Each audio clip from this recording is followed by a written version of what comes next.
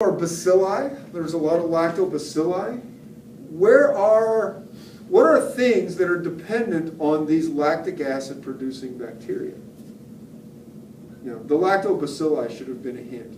Let's see, lactobacilli, hint 1. Jamie Lee Curtis, hint 2. What? Yogurt. Yes, Jamie Lee Curtis and her yogurt commercials. No worries. You didn't get that reference? Right? Her Activia commercials. So yogurt, right? Yogurt is preserved because it's very acidic. Other organisms, other microorganisms can't grow in there because it's so acidic. That's why it tastes sour. Especially if you get the plain, the plain white yogurt, it tastes very sour. It's because the bacterial culture in there creates lactate, which is exported as lactate plus a hydrogen ion to maintain ion balance.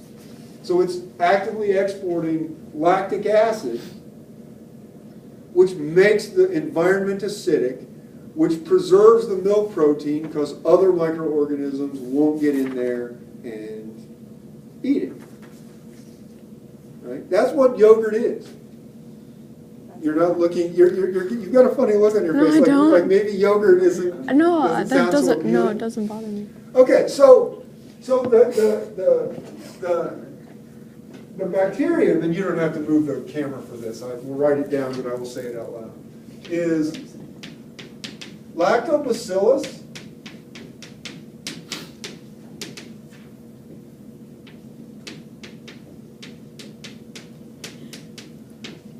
acidophilus. So, Lactobacillus acidophilus, it's used in making yogurt. What else is it used in making? Acid. No, just kidding. Well, some acidic cheeses, yes, have varieties of this. What else? Someone said it. No? Acid? No. Have you ever heard of acidophilus milk? Milk for people. Because the lactobacillus, what is it? Lactobacillus, what does it use for its sugar source? Lactose, right? It prefers lactose. So it starts with lactose.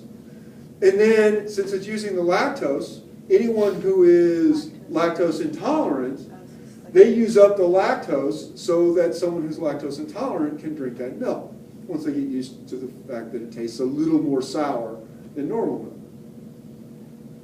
Right? So sweet acidophilus milk, right? You put it in a bacterium.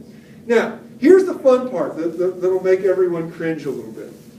We actually had a debate, and I looked it up, and I was right. Let's get that last year. Yeah, I was right. There are a number of varieties now of Lactobacillus acidophilus in use industrially, but where did Lactobacillus acidophilus originate? Where is another place that it's important for it to stay acidic relative to its external environment?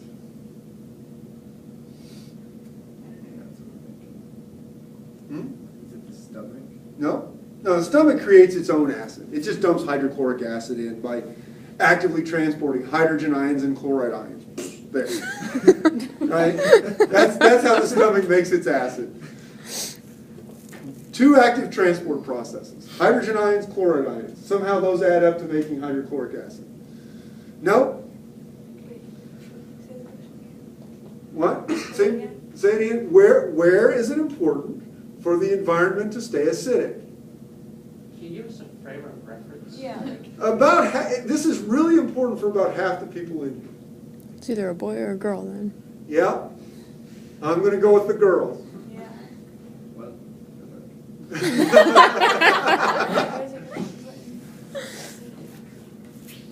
The human vagina. Why? Really? Well, because for the same reason, right? You hear of people, they get their pH balance off, and then immediately what happens? Yeast infection. Get a yeast infection. So there are, Lactobacillus acidophilus is present. The secretions contain enough sugar that they make lactic acid, and that lactic acid inhibits the growth of unwanted microorganisms. Now, I don't know how the connection went to go from there to yogurt. I'm sure something creative happened hundreds of years ago, because yogurt has been made in the Caucasus for 4,000 years or something. I don't know what the connection is, but apparently there was one, because that's where the Lactobacillus acidophilus, that's its natural environment. That brought the crowd to stunned silence. Okay? Any questions about that?